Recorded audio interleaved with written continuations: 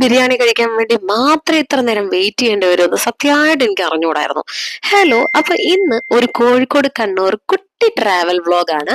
അപ്പൊ as usual നമ്മൾ വീട്ടിൽ നിന്ന് അവിടെ നിന്ന് കയറി രാവിലെ ആയപ്പോൾ കോഴിക്കോട് എത്തി ഒന്ന് ഫ്രഷ് ആവാൻ വേണ്ടി ഈയിടെ തീപിടുത്തം ഉണ്ടായ ജയലക്ഷ്മി ഇല്ലേ, അതിന്റെ ഓപ്പോസിറ്റ് ഈസി ബെഡ് എന്ന് പറഞ്ഞ ഡോംസ് ഉണ്ട്, അവിടെ പോയി അതിനെപ്പറ്റി ഒരു സെപ്പറേറ്റ് വീഡിയോ ഞാൻ ഇടുന്നതായിരിക്കും. കാരണം എല്ലാവർക്കും യൂസ്ഫുൾ ആയിരിക്കും അത്.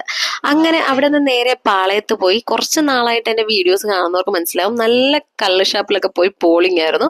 സോ ലൈറ്റ് ആയിട്ട് കോഴിക്കോടും തുടങ്ങാന്ന് വിചാരിച്ചിട്ട് ഉഴുന്നുവടയും കോഫിയും കുടിച്ച് സ്റ്റാർട്ട് ചെയ്തു. വർക്കും കാര്യങ്ങളും ഒക്കെ കഴിഞ്ഞിട്ട് നേരെ പാരഗണിൽ പോയി. പാരഗണിൽ ചെന്നപ്പോഴത്തേക്കോ എന്നാ തിരക്കായിരുന്നു എന്നറിയോ.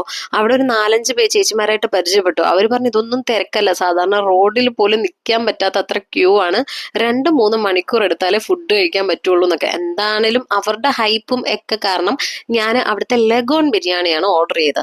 അത്യാവശ്യം നല്ല ഹെവി ക്വാണ്ടിറ്റിയാണ്, നല്ല ടേസ്റ്റും ഉണ്ടായിരുന്നു.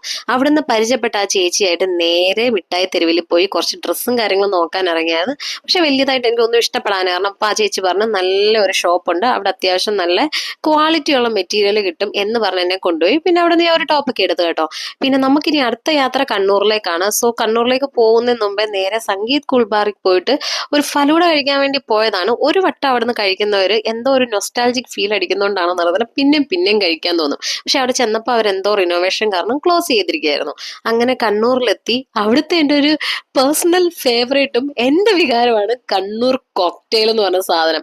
അത് കുടിച്ചുകൊണ്ട് തന്നെയാണ് കണ്ണൂരിലെ യാത്ര ഞാൻ സ്റ്റാർട്ട് ചെയ്തത്. പിന്നെ ഈ ഗ്രീൻ പാർക്കിൽ പോയിട്ട് ഇന്നത്തെ സ്റ്റേ അവിടെ സെറ്റായി. അങ്ങനെ നാളത്തെ വീഡിയോയിൽ ബാക്കി കാണാം. അപ്പൊ ബൈ.